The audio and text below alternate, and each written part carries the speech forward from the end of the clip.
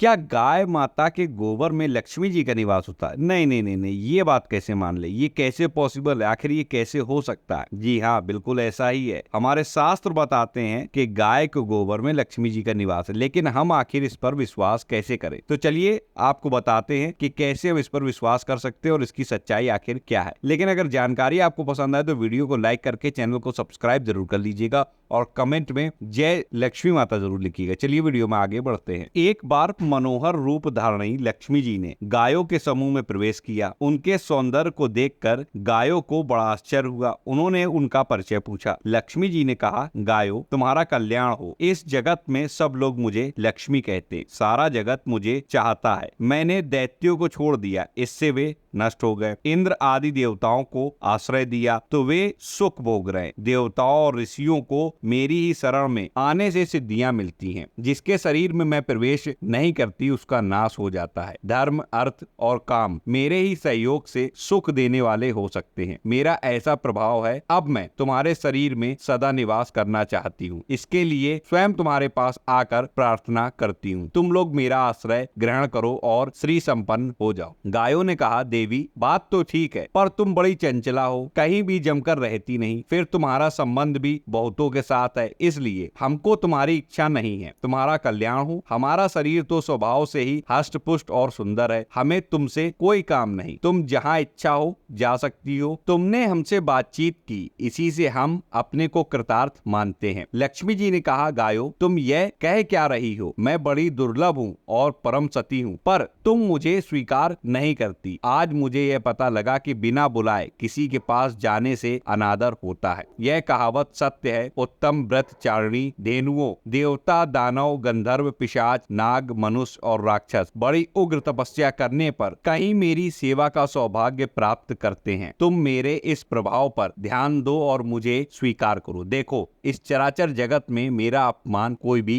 नहीं करता। गायों ने कहा, देवी, हम तुम्हारा अपमान नहीं करती, हम तो केवल त्याग कर रही हैं। सो भी इसलिए कि तुम्हारा चित्त चंचल है, तुम कहीं स्थिर होकर नहीं रहती। फिर हम लोगों का शरीर तो स्वभाव से ही सुंदर है, अतएव तुम जहाँ जाना चाहो चली जाओ। लक्ष्मी जी ने कहा, गायों, तुम दूसरों को आदर देने वाली हो, मुझको यो त्याग दोगी तो फिर संसार में सर्वत्र मेरा अनादर होने लगेगा। मैं तुम्हारी शरण में आई हूँ, निर्दोष हूँ और तुम्हारी सेविका हूँ। यह जानकर मेरी रक्षा करो, मुझे अपनाओ। तुम महान सौभाग्यशालिनी, सदा सबका कल्याण करने वाली, सबको शरण देने वाली, पुण्यमयी, पवित्र और सौभाग्यवती हो। मुझे बतलाओ, मैं तुम्हारे शरीर के किस भाग में रहूं? गायों ने कहा, यशस्विनी, हमें तुम्हारा सम्मान अवश्य करना चाहिए। अच्छा, तुम हमारे गोबर और मूत्र में निवास करो। हमारी ये दोनों चीजें बड़ी ही पवित्र हैं। लक्ष्मी जी ने कहा, सुखदायिनी गायों, तुम लोगों ने मुझ पर बड़ा अनुग्रह किया, मेरा मान रख लिया। तुम्हारा कल्याण हो, मैं ऐसा ही करूंगी। गायों के साथ